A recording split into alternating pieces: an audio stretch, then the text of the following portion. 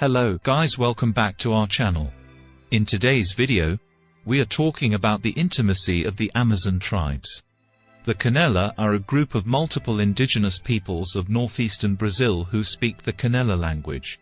The peoples historically grouped under the label have included the Ramco-Kamakra, Apanyekra, and Kenkateye.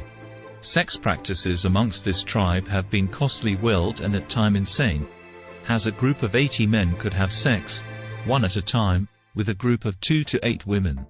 And this could be done either publicly or privately. Watch till the end to learn more. Sex and marriages. With the Quenela tribe, a first marriage occurs when the girl is around 11 to 13 years old and gives up her virginity to the man whom she likes.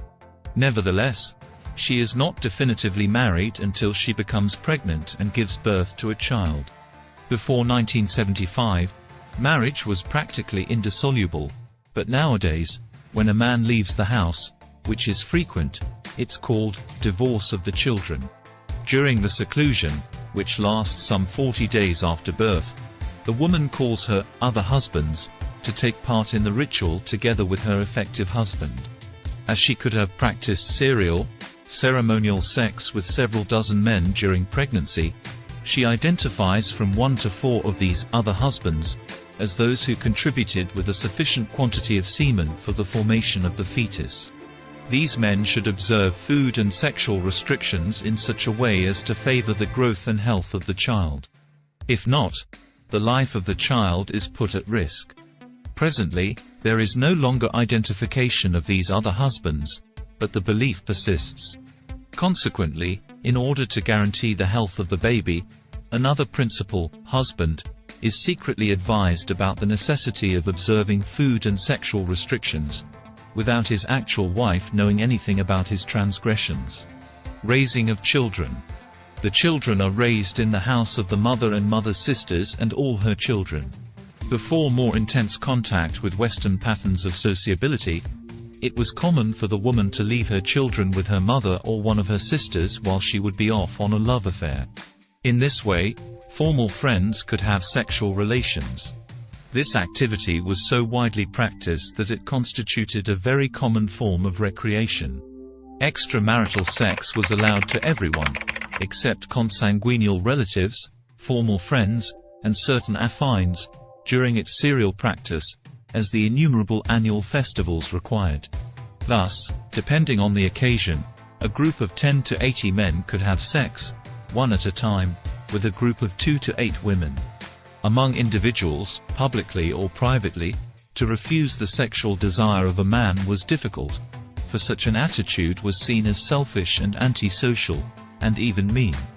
Men and women thus had to be generous as much with their bodies as with their few possessions such as baskets, bows, arrows and food. Incest amongst the tribe. Kinspeople, such as uncles and nieces, or aunts and nephews, who did not live in the same house, and had no name ties or prescribed behavior, played and joked when they met. However, very distant kin could break the incest taboo and then treat each other like spouses. Nevertheless, this uncommon sexual generosity was totally lost in the mid-1980s, as a result of the intensified contact with non-Indians and when industrialized goods came to be more easily acquired and strongly desired. The old times of pleasure were thus lost due to sexual jealousies on the part of the husbands. In the social sphere, the Quenela have 5 systems of moieties and, exclusively among males, 6 groups of the Central Plaza, 5 ritual associations, 2 hierarchical orders and 5 groups of men who are of intertribal origins.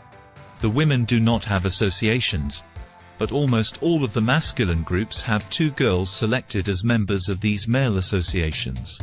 The women get their own force in relation to the men through the control of their families and extensive kinship networks. Separation of duties.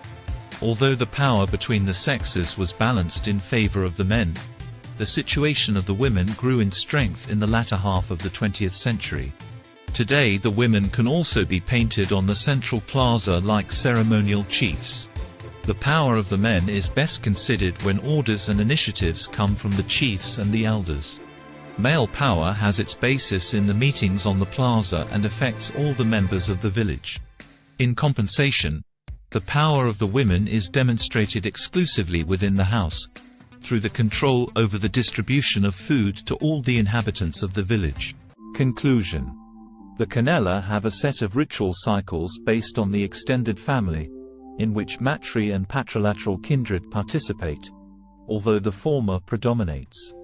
The principal rituals for both sexes happen at birth, puberty and marriage, the afterbirth restrictions and mourning. Thanks for watching. Don't forget to subscribe.